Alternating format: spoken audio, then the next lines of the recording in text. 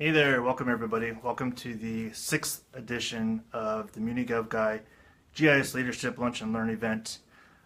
I am your host, Toby Soto. I am the GIS manager for the City of Riverside in California, and I am also the blogger behind MuniGovGuy.com.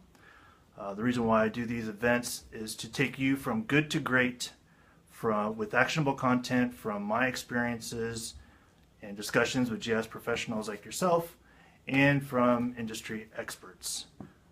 The thoughts and opinions are of my own and not of my employer. So today's topic is something that is relevant to everybody. It's GIS time management, and I'm going to provide you with some tips to help allow you to focus, gain valuable time back in your schedule, and to be able to get a lot more accomplished.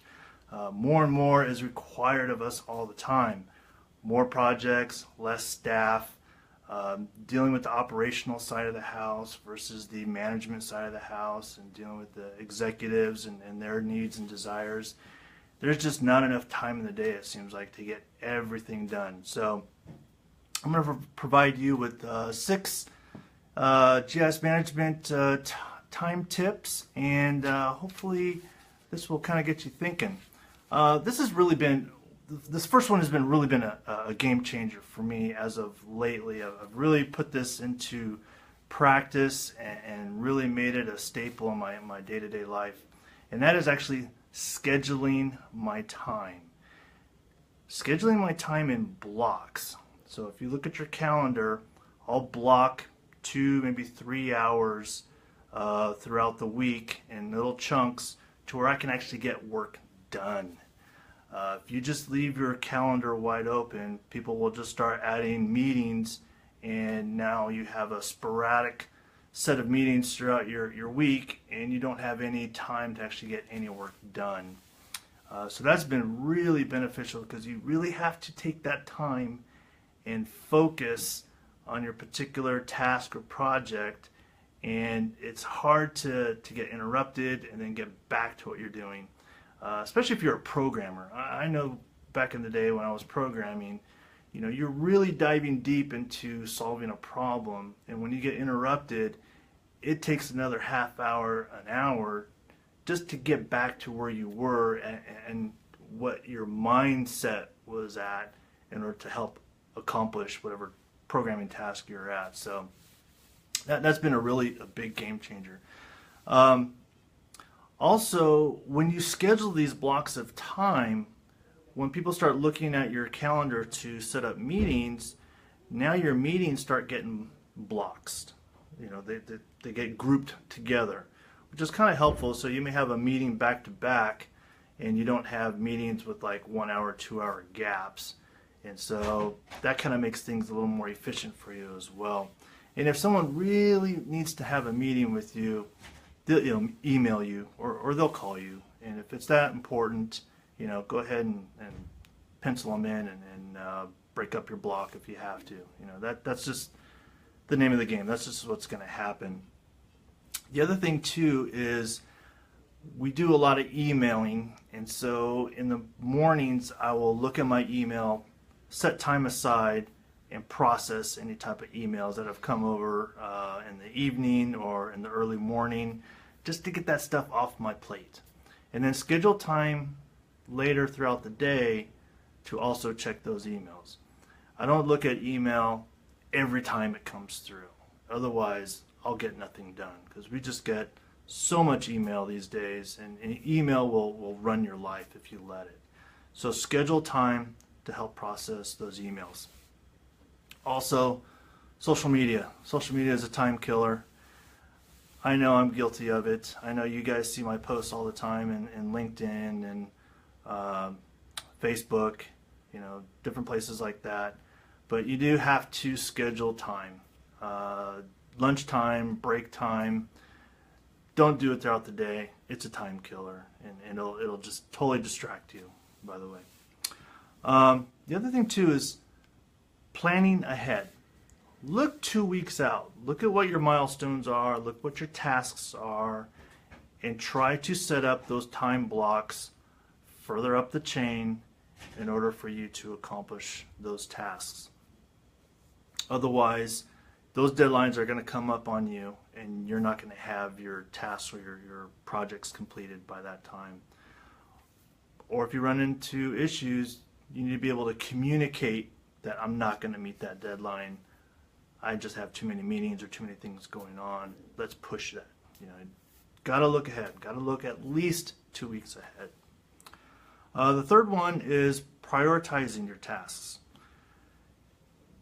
Look at the tasks that are going to move things forward. For example, if it's a project and there's some critical tasks that need to be accomplished and you're one of those tasks and you don't want to hold up the rest of the train, so concentrate on that particular task and get it done. Also, anything with time-sensitive projects or time-sensitive tasks, look at those and try to get those accomplished as well. Set those as a priority.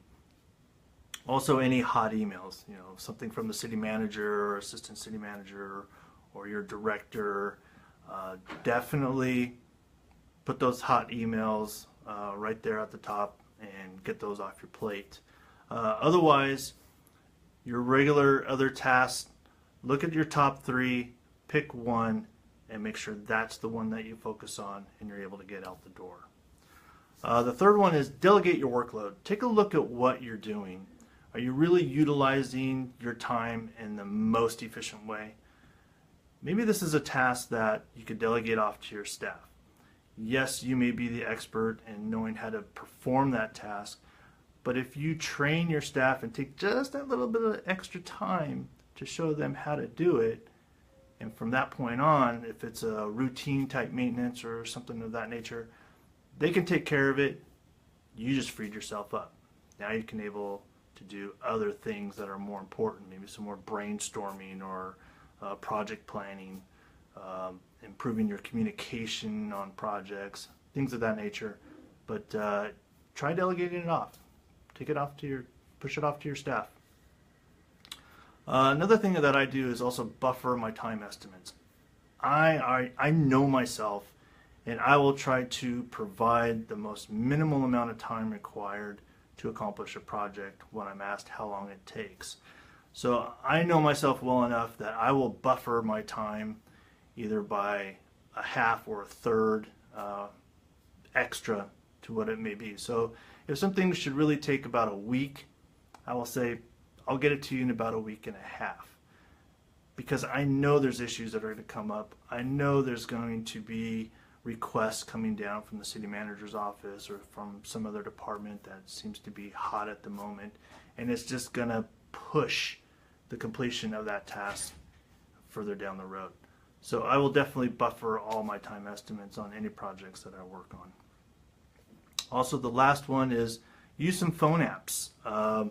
Particularly one that I use is called Drop Task. It is a project to-do list, and that's been very beneficial because it is browser based, so it can be on your PC. They also have apps for iOS, so I'm able to sync all my devices to projects, and you can categorize them as critical or if they're immediate or how much effort. You can set start times and end times for these tasks, and you can assign them and you can hold notes. So those have been really good for me as well. Another app that I just downloaded actually last week, and it's really been good for me, it's called Cafidity. And basically, for those of you that like to just kind of drown out and focus on a project or focus on a task without a lot of interference, where I sit in my office, I can hear a lot of conversations in the background, and so in order to tune that out, I found this app, and so I'll just play it real quick. So basically what it is, it's like you're in a cafe, and you can hear that background noise, but you can't quite hear what they're saying, and it kind of just allows you to focus on a particular task at hand, and that's been super beneficial for me. Because sometimes I'll use music, and that's kind of one of the other apps is, you know, Spotify or Pandora.